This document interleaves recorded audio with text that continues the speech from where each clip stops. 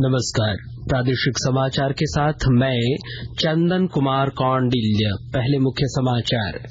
प्रधानमंत्री नरेंद्र मोदी और दक्षिण अफ्रीका के राष्ट्रपति की हुई बातचीत। राष्ट्रपति रामाफोसा ने ब्रिक्स शिखर सम्मेलन के लिए प्रधानमंत्री को दक्षिण अफ्रीका में किया आमंत्रित। झारखंड विधानसभा मानसून सत्र के आखिरी दिन आज विपक्ष के हंगामे के बाद कार्यवाही दोपहर 12 बजे तक के लिए रही स्थगित। विधानसभा में आज कैग रिपोर्ट किया जाएगा प्रस्तुत। बाबूलाल मरांडी के नेतृत्व में भाजपा प्रतिनिधि मंडल ने राज्यपाल से की मुलाकात। झारखंड प्रतियोगी परीक्षा विधेयक 2023 के विरोध में सौंपा ज्ञापन। पटना रांची वंदे भारत एक्सप्रेस आज से बदले हुए रूट पर चलेगी। रेलवे प्रबंधन ने बताया अगले आदेश तक रहेगी यह व्यवस्था। और ऑस्ट्रेलियन ओपन बैडमिंटन में एचएस प्रणय, किदाम्बी श्रीकांत और पीवी सिंधु आज सिडनी में खेलेंगे अपने क्वार्टर फाइनल। और अब समाचार विस्तार से। प्रधानमंत्री नरेंद्र मोदी ने दक्षिण अफ्रीका के राष्ट्रपति माटेमेला सिरिल रामाफोसा से टेलीफोन पर बातचीत की। दोनों नेताओं ने भारत और दक्षिण अफ्रीका के बीच द्विपक्षीय राजनयिक संबंधों की समीक्षा की। राष्ट्रपति रामाफोसा ने इस महीने दक्षिण अफ्रीका में होने वाले ब्रिक्स शिखर सम्मेलन के लिए प्रधानमंत्री मोदी को आमंत्रित किया। श्री मोदी ने निमंत्रण स्वीकार करते हुए बताया कि वह शिखर सम्मेलन में भाग लेने के लिए उत्सुक हैं। दोनों नेताओं ने आपसी हित के कई क्षेत्रीय और वैश्विक मुद्दों पर भी विचार का आदान प्रदान किया। झारखंड विधानसभा के मानसून सत्र के आज आखिरी दिन हंगामे के बाद कार्यवाही दोपहर 12 बजे तक के लिए स्थगित रही। प्रश्नकाल शुरू होते ही विधायक विरंची नारायण ने सवाल का बहिष्कार किया, जिसके बाद हंगामा बढ़ने पर अध्यक्ष ने विधानसभा स्थगित कर दी। विधानसभा में आज वित्तीय वर्ष 2021-22 के निष्पादन एवं अनुपालन लेखा परीक्षा प्रतिवेदन और राज्य वित्त प्रतिवेदन प्रस्तुत किया जाएगा। इधर झारखंड प्रतियोगी परीक्षा विधेयक 2023 को लेकर भारतीय जनता पार्टी लगातार विरोध दर्ज करा रही है।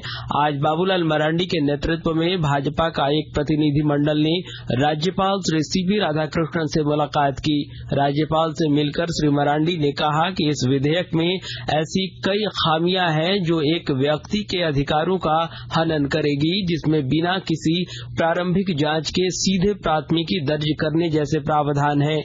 उन्होंने कहा कि परीक्षा के प्रश्न पत्रों की गड़बड़ी पर भी सवाल उठाने वालों पर सीधे एफआईआर दर्ज करने जैसे कई कड़े प्रावधान शामिल हैं। बाबूलाल मरांडी ने कहा है कि विधेयक में कई ऐसी शर्तें हैं जिस पर व्यापक चर्चा होनी चाहिए और कई शर्तों को विलोपित करने की आवश्यकता है। श्री मरांडी ने राज्य सरकार पर आरोप लगाते हुए कहा कि सरकार आने वाली नियुक्तियों को बंदरबांट करना चाहती है और इसी मंशा से इस तरह के कानून को लाई है। भारतीय बाजारों की मजबूत स्थिति को देखते हुए ब्रोकरेज फर्म मॉर्गन स्टैनली ने कहा है कि निवेशकों के लिए भारत उभरते बाजारों में भारत शीर्ष पर है। ब्रोकरेज फर्म ने यह टिप्पणी भारत में विदेशी पूंजी प्रवाह, स्थिरता और सकारात्मक आय परिदृश्य के आकलन करते हुए दी है। फर्म ने भारत के बाजारों को ओवरवेट रेटिंग देते हुए कहा है कि भारत लंबी अवधि तक जारी रहने वाली तेजी की शुरुआत के करीब है। फर्म ने चीन के शेयर बाजारों पर अपनी रेटिंग में कमी दर्ज की है। वहीं मॉर्गन स्टैनली ने अपने विश्लेषण में कहा है कि भारतीय अर्थव्यवस्था 6.2% सकल घरेलू उत्पाद हासिल करने की दिशा में आगे बढ़ रही है। झारखंड सरकार 9 और 10 अगस्त को जनजातीय महोत्सव का आयोजन कर रही है। इस महोत्सव में अरुणाचल प्रदेश, आसाम, आंध्र प्रदेश, ओडिशा, राजस्थान के जनजातीय समुदायों के मेहमान अपनी परंपरा और संस्कृति से राज्यवासियों को रूबरू कराएंगे। कार्यक्रम में नागपुरी, सरायकेला छऊ, डमकच, पायका नृत्य की प्रस्तुति समेत पूरे देश की आदिवासी संस्कृति, परंपरा, वेशभूष और खान पान का अनोखा संगम देखने को मिलेगा। सम्मेलन में आदिवासी इतिहास, मानव शास्त्र, आदिवासी अर्थव्यवस्था, जनजातीय साहित्य जैसे विषयों पर लोग अपने विचार भी रखेंगे। साथ ही महोत्सव में ट्राइबल फिल्म फेस्टिवल का भी आयोजन होगा। और आकाशवाणी के ताजा तरीन समाचारों के लिए आप हमारी वेबसाइट newsonair.com पर लॉग ऑन कर सकते हैं। ताजा समाचार Twitter handle @AIR News Alerts और Facebook page all India radio news पर भी उपलब्ध है।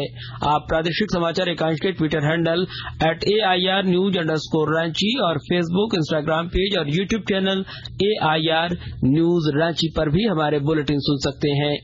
प्रादेशिक समाचार आप आकाशवाणी रांची से सुन रहे हैं। पटना और रांची के बीच चलने वाली वंदे भारत एक्सप्रेस आज से बदले हुए रूट पर चलेगी। यह ट्रेन बरकाकाना से मूरी के रास्ते पटना से रांची आएगी, फिर इसी रास्ते से गया होते हुए पटना जाएगी। इस संबंध में पूर्व मध्य रेलवे की तरफ से बताया गया कि पटना रांची वंदे भारत एक्सप्रेस के बदले हुए रूट से चलने की यह व्यवस्था अगले आदेश तक बनी रहेगी। पिछले दिनों बारिश से हेहल और सांकी स्टेशनों के बीच भूस्खलन के बाद पहाड़ टूटकर पत्थर रेलवे ट्रैक पर गिर गया था। एहतियातन सुरक्षा को लेकर ही वंदे भारत एक्सप्रेस के रूट को बदला गया है। फिलहाल बरकाकाना टाटीसिलवे रूट पर एक्सप्रेस और पैसेंजर ट्रेनों के परिचालन को अगले आदेश तक रोक दिया गया है। और गुमला जिला उपायुक्त ने जिले में संचालित बैंकों के शाखा प्रबंधकों को सरकारी योजनाओं को लेकर अभियान चलाने के निर्देश दिए हैं। विस्तृत ब्यौरा दे रहे हैं हमारे संवाददाता। गुमला जिला उपायुक्त कर्ण सत्यार्थी ने DLCC तथा DLRC की बैठक कर जिले में संचालित बैंकों की शाखा प्रबंधकों से केंद्र एवं राज्य सरकार द्वारा संचालित योजनाओं के सफल क्रियान्वयन में बैंकों की भूमिका को बताते हुए प्रधानमंत्री सुरक्षा बीमा योजना, जीवन ज्योति बीमा योजना एवं अटल पेंशन योजना की जानकारी लोगों को अवगत कराने तथा सरकारी कार्यालयों में कार्यरत कर्मियों का उक्त योजना के तहत बीमा करवाने हेतु अभियान चलाने का निर्देश दिया है। उपायुक्त ने बैंकर्स से बड़े डिफॉल्टर्स की सूची की मांग करते हुए कहा कि डिफॉल्टर्स सूची की जांच के उपरांत आवश्यक निर्णय लेते हुए कार्रवाई की जाएगी। नरेश कुमार, आकाशवाणी समाचार, गुमला।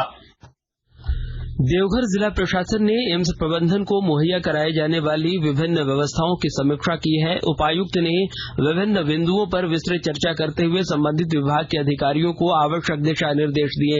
इसके अलावा एम्स के क्षेत्र में योजनाबद्धता के साथ विकास के लिए शहरी विकास विभाग के साथ मिलकर आवश्यक पहल करने का निर्देश भी दिया है। इधर श्रावणी मेले के मद्देनजर पुलिस अधीक्षक अजीत पीटर डुंगडुंग ने अधिकारियों के साथ बैठक की। पुलिस अधीक्षक कार्यालय में आहूत बैठक में सभी अस्थायी ओपी प्रभारियों से अब तक मेला संचालन में आ रही कठिनाइयों की समीक्षा की गई। इस दौरान रूट लाइनिंग की व्यवस्था ढंग से चलाने, भीड़ नियंत्रण करने, यातायात व्यवस्था दुरुस्त करने और एंटी क्राइम चेकिंग कर सुरक्षा व्यवस्था को दुरुस्त करने का भी निर्देश दिया गया है। पाकुड़ जिले के कालाजार प्रभावित गांव दुर्गापुर में PCI और स्वास्थ्य विभाग के सहयोग से रात्रि चौपाल का आयोजन किया गया। कालाजार से बचाव के लिए कीटनाशक का छिड़काव किया जा रहा है।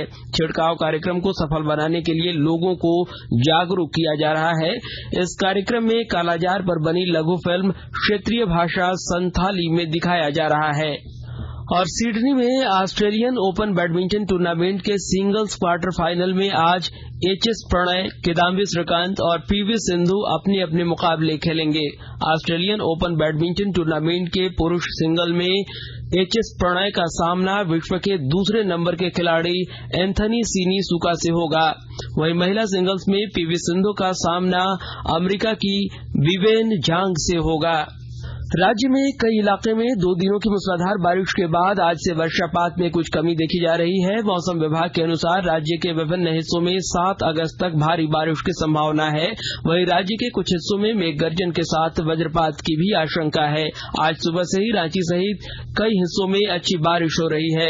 मौसम वैज्ञानिक अभिषेक आनंद ने बताया कि आने वाला 2 दिन मानसून धीमी पड़ सकती है, जिसमें उमस भरी गर्मी का सामना करना पड़ सकता है। वहीं लगातार बारिश से औसत बारिश की कमी में बड़ा सुधार हुआ है। और अंत में मुख्य समाचार एक बार फिर। प्रधानमंत्री नरेंद्र मोदी और दक्षिण अफ्रीका के राष्ट्रपति की हुई बातचीत। राष्ट्रपति रामफोसा ने ब्रिक्स शिखर सम्मेलन के लिए प्रधानमंत्री को दक्षिण अफ्रीका में किया आमंत्रित।